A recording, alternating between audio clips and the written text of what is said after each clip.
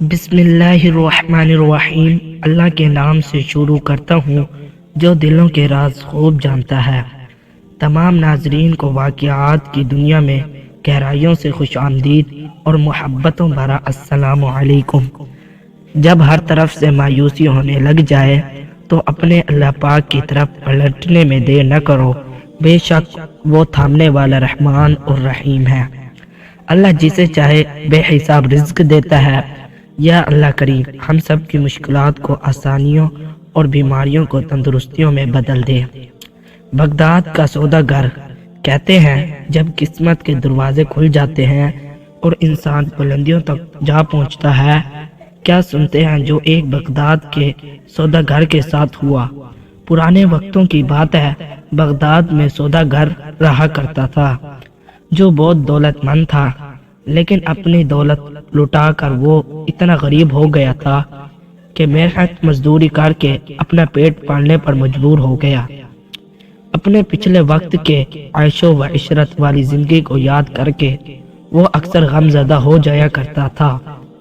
ایک رات وہ بہت اداس اور غم زدہ حالت میں سویا تو اس نے خواب میں دیکھا کہ ایک بزرگ اس سے کہہ رہے ہیں، تمہاری قسمت کا ستارہ مصر کے شہر قاہرہ میں جگمگا رہا ہے، وہاں جاؤ اور اسے تلاش کرو۔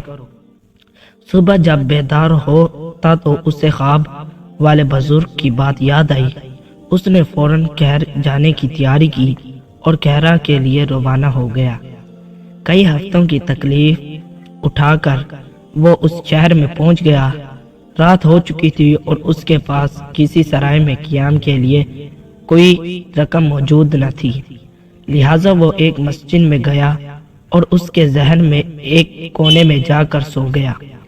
اتفاق سے چوروں کا ایک گروہ مسجد کے صحن میں آیا اور چوری کے ارادے سے مسجد کے برابر والے مکان میں داخل ہوا ہی تھا کہ کسی احراق کی وجہ سے مکان میں رہنے والے افراد جاگ گئے اور مدد کے لیے پکارنے لگے۔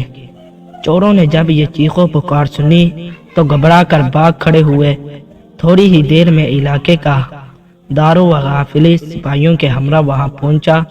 جب یہ سپاہی مسجد کے صحن میں پہنچے تو یہ سوداگر انہیں صحن میں سویا ہوا نظر آیا، لہٰذا دو بھائیوں نے اسے پکڑ لیا اور چور سمجھ کر اس کی خوب پٹائی کی اور اس کو قید خانے میں بند کر دیا۔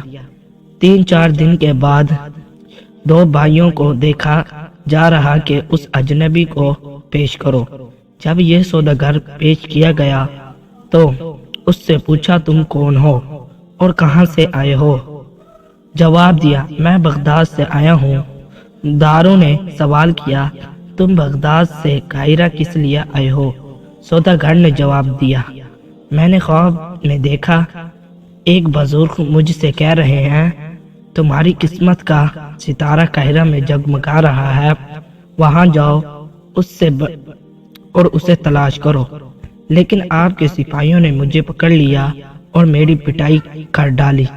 خان نے جب یہ داستان سنی تو بہت کہنے لگا، اے بے وقوف انسان، میں نے بھی کئی مرتبہ کسی کو یہ کہتے سنا ہے کہ بعد جاؤ اور پچھلی گلی کے فلاں مکان میں ایک صحن ہے جس کے آخر میں ایک باغ ہے جہاں پر ایک فوارہ ہے جس کے حوض کے نیچے بہت سارا خزانہ دفن ہے، لہٰذا وہاں جاؤ اور اسے کھود کر نکال لو۔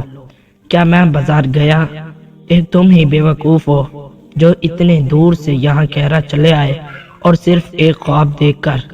دارا ہونے اور سوداگر کو کچھ رقم دی اور کہا، یہ رقم لو اور اپنے گھر واپس پلٹ جاؤ۔ قاہرہ کے اروحا نے سوداگر کو جس مکان کے بارے میں بتایا وہ دراصل اسی سوداگر کا مکان تھا۔ دارو وہاں کی ساری باتیں سن کر سوداگر سارے معاملے کے تہہ تک پہنچ چکا تھا۔ وہ فوراً واپس بغداد اپنے گھر پہنچا۔